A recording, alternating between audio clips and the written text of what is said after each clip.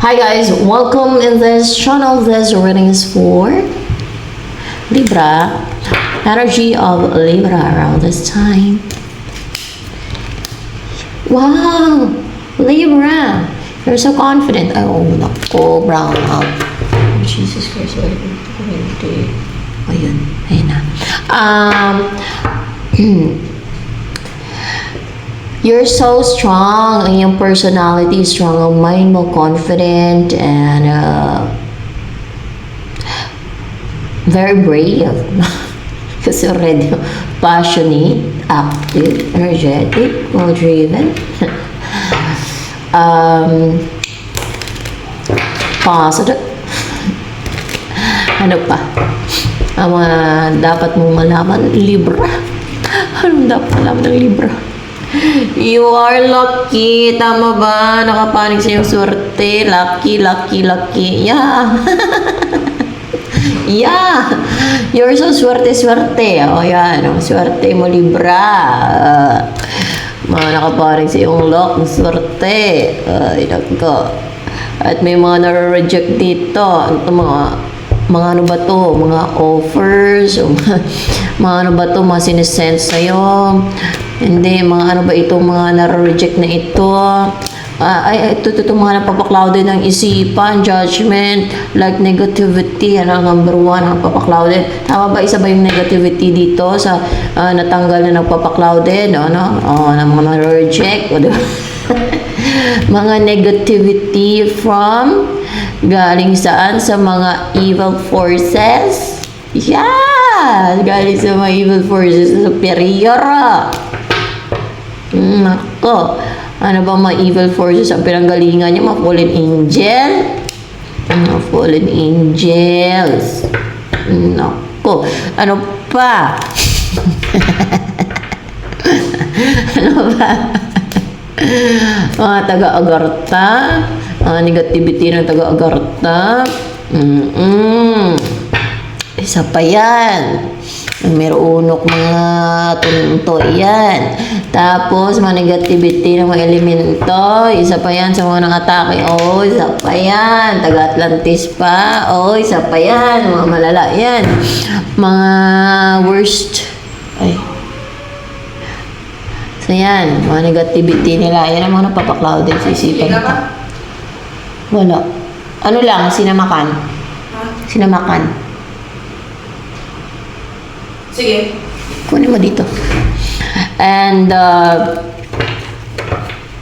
ano pa? Ang mga dapat mong malaman. Seven of Swords.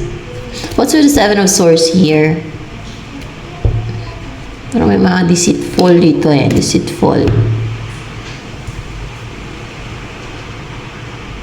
Kinakabahan ang kinakabahan eh. May magnanakaw dito. Magnanakaw ba yan siya? Si Seven of Swords. Magnanakaw. Yeah, magnanakaw siya o. Kinakabahan siya o. Kinakabahan o. Nireview si magnanakaw. Magnanakaw ng ninanakaw niya yung kung ano yung sayo. Ninanakaw niya yung sayo. Kinakabahan siya kasi bakit siya kinakabahan? O, mukhang naging masagana ang buhay na naging komportable dahil ninakaw niyo sa'yo. No? May mga ninakaw siya. Ano ba yung mga ninakaw niyo sa'yo? Like luck and fortune? Mga luck and fortune. Magnanakaw siya. Kampo niya ng kadiliman kaya nagnanakaw yun ng mga luck and fortune. Siguro witch yan siya. Witch. No? Kinakabahan siya kasi bakit siya kinakabahan? Dahil may mga atake. Wait lang. Thank you. May mga atake na dumadating sa kanya. Kasi may mga atake na dumadating sa kanya. Siguro inatake na yan ng ng mga anghel. Inatake siguro ng anghel. Ano yan? Mga atake na yan. Mga gahaman ito, gahaman. Yumaman nga, pero may impyerno naman kaluluwa niya. Ano bang mangyari dito sa gahaman na ito? Magnanakaw ng luck and fortune mo at ng kung ano sa'yo. Pag namatay ba ito, diretso impyerno kaluluwa niya. Yeah, diretso impyerno talaga yan. Kita. Witchcraft yung ginagawa niya para magnakaw siya. Witchcraft. Impyerno talaga yan siya. Kasi, ayaw na ayaw ni Jesus Christ ng greedy sa kanyang karian, di ba? Yan sabi ni Jesus Christ, ang mga greedy ay hindi magmamana ng aking karian. O, isa yan sa greediness. At gumagamit pa siya ng witchcraft. Kaya magnakaw siya ng luck and fortune. O, nakinabahan naman siya, pero yumaman nga siya, naging komportable ang buhay niya kasi ninanakaw niya yung luck and fortune mo at paarik pati yung luck and fortune ng iba through witchcraft niya, demonic na gawain.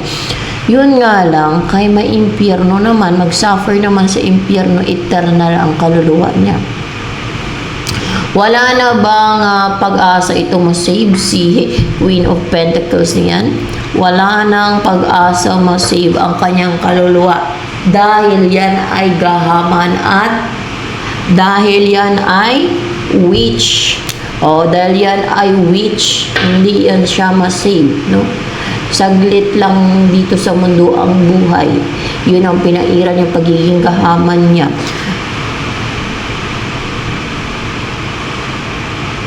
Eternal na pagdurusa sa impyerno ang mangyayari sa kaluluwa niya dahil sa pagkagahaman niya, dahil sa follower siya ni Satanas. Which the follower siya ni Satanas. And then, hindi yan curse, kundi yun ay katotohanan na yun naman talaga ang parusa ng God, di ba? Sa mga witch, no? At ito, greedy to, mag-angkin sa iba, magnanakaw siya. Ayan, may mga dumadating daw sa kanyang atake. Anong mga atake yan? Mga sumasakit yung katawan niya, sumasakit daw yung katawan niya. May mga attacks na sumasakit din yung katawan niya. So, alam niya ba kung ano bang dahilan kung bakit may dumadating na attacks sa kanya? Dahil sa ginawa niya, alam niya dahil sa ginawa niyang pagnanakaw. Magnanakaw. Ng luck and fortune ng iba. Madami bang ninakawan ng luck and fortune yan? Madami, hindi. Mga iilan lang kayong ninakawan yan. Hindi, ikaw lang ba yung ninakawan ng luck and fortune? Ikaw lang pala ang ninakawan yun ng luck and fortune. Oh my gosh. Naging komportable ang buhay niya kasi nagnakaw siya ng luck and fortune mo. Baka nagkaroon to ng mga business or dapat ay sa'yo, no? Ninakaw niya, pero tingnan nyo naman at maimpyerno din ang kaluluwa niya. Hindi na din iyan masave ang kaluluwa niya. So, let's see kung ano naman ang mga naramdaman nito, no? Ano pang naramdaman yan? Bakit kinakabahan siya? Hindi siya mapanatag. Hindi siya mapanatag dahil magiging prosperous na ang buhay mo, maging ganyan. Dahil maging prosperous ang buhay mo. Ano naman sa kanya? Nagnakaw nga lang ng luck and fortune mo eh. O, di ba?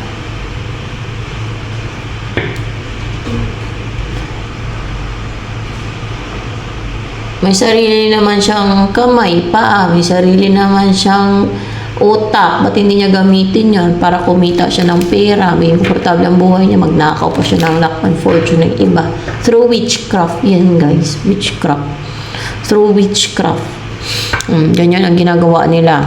So, deserve niya talaga yung parusahan siya sa lake of fire na may sulfur. At ayaw na ayaw ng Diyos niya, yung mga greedy na yan. Kahit yung God, ayaw ng greedy. Ayaw ng God ng greedy. Diba? Number one si Jesus Christ, ayaw na ayaw ni Jesus Christ.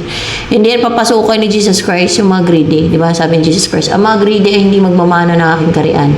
Hindi yan makapasok sa kaharian ng Diyos, mga greedy. Kasi nga, hindi nga bagay dun sa kaharian ni Jesus Christ ang mga greedy. Lalo-lalo na dun sa kaharian ng God, ng Diyos na Ama sa langit, seven realm. Hindi yan pwede itong mga greedy. Di ba pinatalsik niya, pinaalis na nga doon yung mga pinaglalaglag niya dito yung mga fallen angels sa earth. Dahil mga greedy sila. Tapos mag-ano pa sila ng mga greedy? O papasok pa sila ng mga greedy? Hindi. Saan ba nilalagay yung greedy? Doon sa lake of fire na may sulfur. At kadalasan yung mga greedy na yan, kagaya niya, no? Mga ano yan, mga walang awa yan sa kanilang mga biktima. Kita nyo? Yan ang ginagawa nila.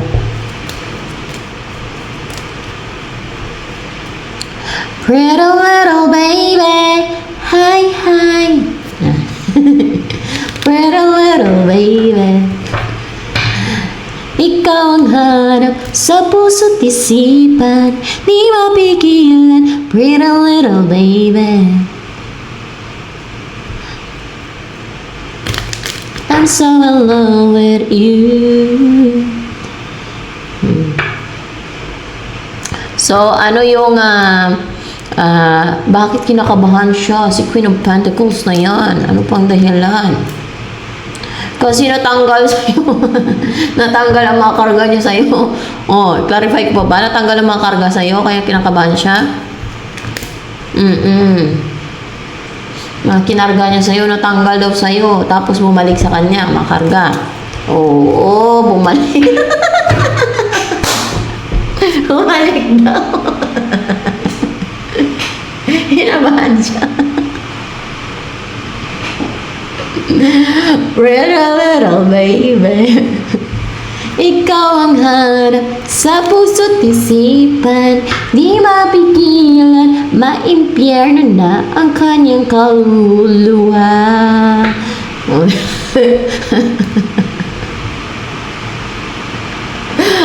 my God.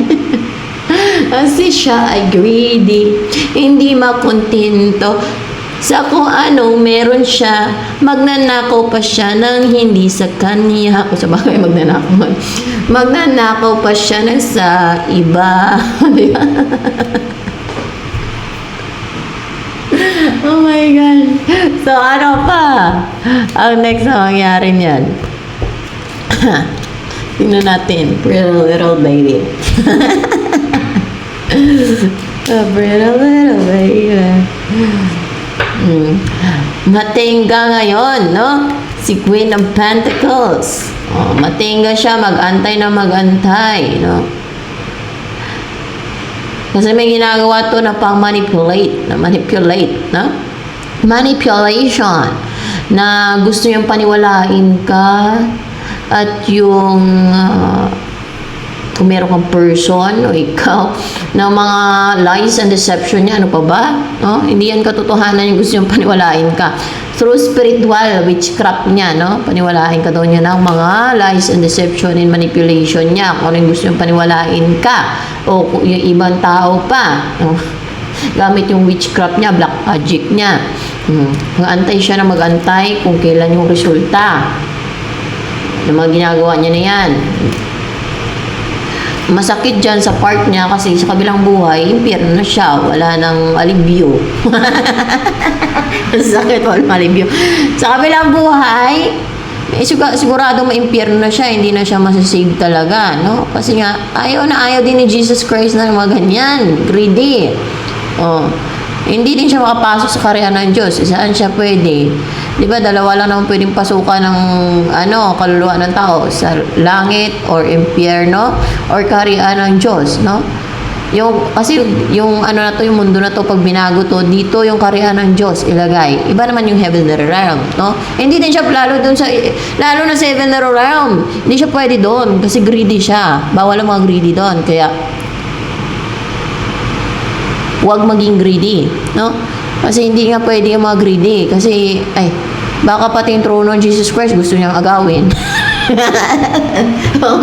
Ang papasukin ng mga greedy na yan. Kaya hindi pwede ang greedy sa mga ganon. Kasi yan ang umpisa ng mga gulo. Yan ang umpisa ng mga sigalot, mga greedy. Di ba? Kita yung nagagawa ng mga greedy? Ay, nako guys. Ngayon, hindi na niya mapadalay, no? Hindi niya na mapadalay kung ano yung mga pinapadalay niya. Hindi niya na magawang mapadalay yan, no? Hindi niya na mablockan yan. Hindi niya na mapadalay.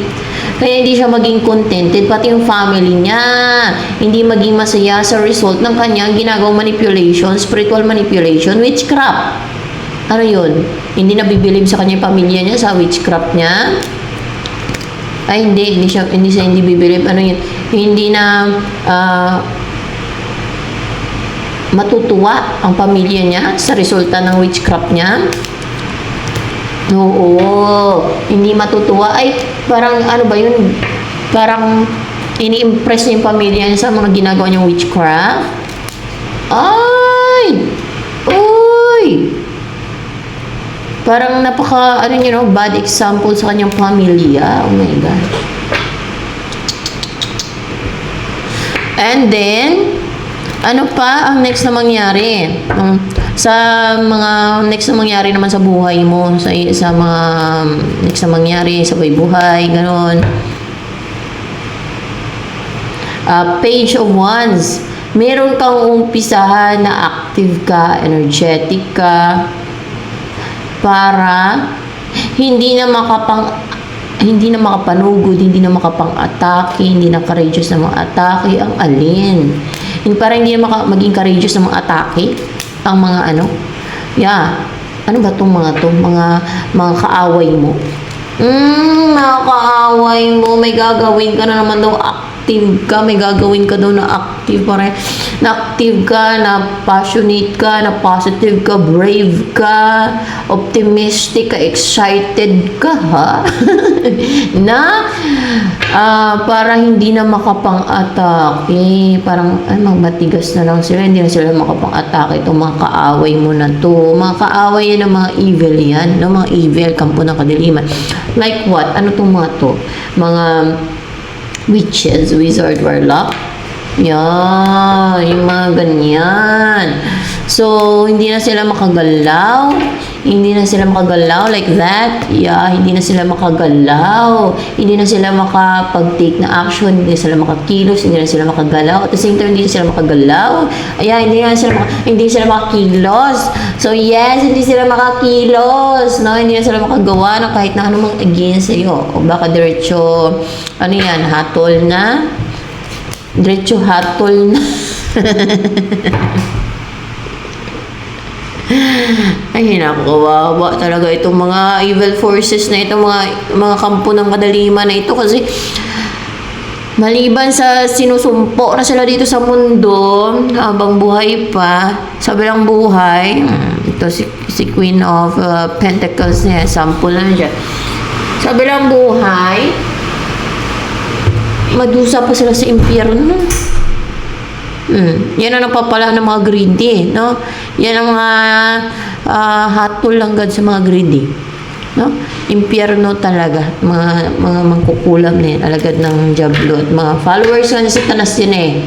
At syempre, yung mga beast, false prophet ni Satanas, mga ganyan, mga fallen angels, mga elementals, mga taga-Garza, Atlantis, lahat yan. Kulong yan sa impyerno sa nasa Bible yan eh. Diba? Yun ang sabi ng God. Kaso lang, may mga gusto din talagang maging followers ni Satanas. Kaya gusto nilang patunayang powerful daw sila. O diba? May powerful daw sila. Pag-side sila ni Satanas, edi sila din ang kawawa sa huli, di ba? Sila din talaga ang kawawa. So, eternal pa ang kanilang yung parusa sa kanila ng God. So, ayan. Ano pa ang next na mangyayari? No? Ano pa ang next na mangyayari? Ano ba itong gagawin mo na to na excited ka, passionate, and very positive, very brave din? Oh my gosh, ano ba itong gagawin mo? Na mahinto na ang tuloy-tuloy na ginagawa ng mga witches sa'yo. Oo, na mahinto na yung mga, alam yung ginagawa ng mga witches. Kasi, bakit sila pang-atake sa'yo at sa iba? Kasi nga sila ay sa kadiliman. Yung inatake ng mga yan ay yung mga followers ng God, no? Mga atake ng mga witches na yan. Pero kung witches kontra witches, pareho lang yan sa kadiliman sila, guys. Okay? Witches kontra wizard, magkukulam versus mamba. Parang pareho lang din sila nasa side ng kadiliman, followers ni Satanas. So, maglaban sila, pareho lang din naman sila na sa side ng kadiliman. Kung magpatayan man sila, pareho lang din naman sila mapunta sa impyerno. That's the truth. Pero kadalasan na may atake ng mga kampo ng kadiliman, ng mga mangkukulam, mababarang manggagaway, yung sa side ng liwanag, kadalasan mga inusinti yan, mga chosen one, mga may mission sa God, may mga destiny from God, yan, may mission from Jesus Christ, yan ang mga inaatake nila kadalasan. Diba? Pagtulong-tulungan pa nila, kay hindi daw nila kaya o ilan lang sila versus one versus many. Kunwari isa lang yung sa side ng God, no? Pagtulong-tulungan nila yan, iba-ibang attacks may experience, kaya iba-iba yung attacks na na-experience sa side ng God o sa side ng Diyos. Kasi nga madami yan sila nagtulong-tulungan, kasi nga mga sila yung mga loser, no? Yan sa kadiliman, mga talunan yan, mga mahihina, kaya ganun. Ay, natatawa na ako kasi yun ang katotohanan kasi o diba? So oh my gosh, this is a clarification lang naman. So ayan, para hindi na sila makapang-atake sa'yo ng tuloy-tuloy itong mga witches na ito. So, may gagawin ka na naman, no? Na excited ka, may gagawin ka na excited ka para hindi na makapang-atake mga alagad ng diablo, ng mga witches, wizard, warlock, mangkulam, mababarang, manggagaway, no? Ano ba yan? Pinagtutulong-tulungan ka ba ng mga lahat ng mga yan? Pinagtutulong-tulungan niya pagkakaisa sa side ng kadiliman, no? Against sa side ng light na liwanag. Aray ko. Ano yan? Mag-isa ka lang? Laban sa kanilang lahat? Oh my gosh, oo. Ganun yun. Oh my gosh. Pinapakita talaga nila kung gaano sila kahina, kung gaano sila ka-loser, kung gaano sila katalunan.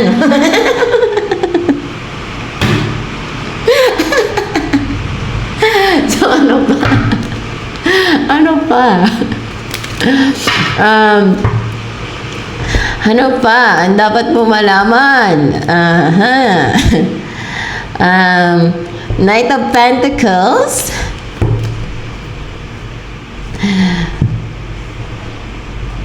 Tuloy-tuloy ang what's with the Three of Pentacles dito?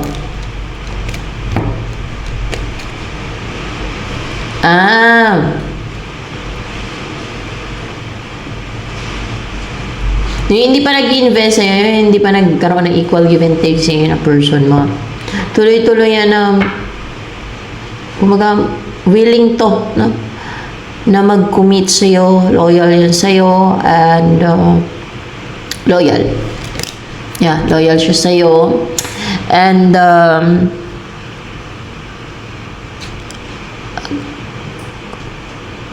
committed siya sa'yo. Yeah, committed siya sa'yo. Yung kahit hindi pa nagkakaroon ng equal give and take sa inyo, committed siya sa'yo. And then, pagkakaroon ng balance inyo nitong dalawang to. Yan ang mapapangasawa mo with this justice card. Yes, yan ang mapapangasawa mo daw, no? Itong tao na to na makakolaborate mo din, meron kang i-build your family na kasi mapapangasawa mo yan. Magkakaroon na ba ng pagtutulungan sa inyong dalawa niyan? Oh yes, magkakaroon ng pagtutulungan. Siyempre, kung mga pangasawa mo na yan, magkakaroon ng pagtutulungan sa inyong dalawa. Diba? Sa lahat ng bagay. Siguro, ano bang pagtutulungan ninyo? Ang gagawin ninyo pagtutulungan? Magsilbing inspirasyon. Magsilbing inspirasyon sa mga victim. magsilbing inspirasyon sa mga victim ng mga evil. Yan naman talaga nang bibiktima eh. Mga evil, tapos palabasin nila yung biktima nila, yung ginagawa nila ng kasalbahian. Yun daw ang masama. At grabe injustice, hindi natutulog ang Diyos. Parating ng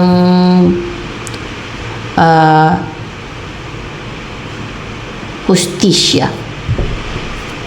So, ano pa? At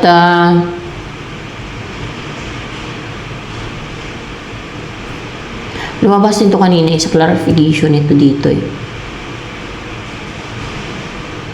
Magsilbing inspirasyon na lalayuan na sila ng mga evil. Lalayuan na sila ng mga evil, and then baka tutulungan nyo sila. Tutulungan nyo sila. Kaya magsilbing inspirasyon kayo, maging inspiration, pag-asa, magkaroon sila ng pag-asa, may tutulong sa kanila. Kayo ang tutulong sa kanila, no? Ganon, no? And then they will feel secured and safe na. Kasi and grounded, no? Stable, kasi meron nang tutulong sa kanila. Wow! Diba? Darating na yung tulong from God, may gagamitin ang God para tulungan ang mga biktima ng mga evil. So, ayan, hanggang dito na lamang for Libra.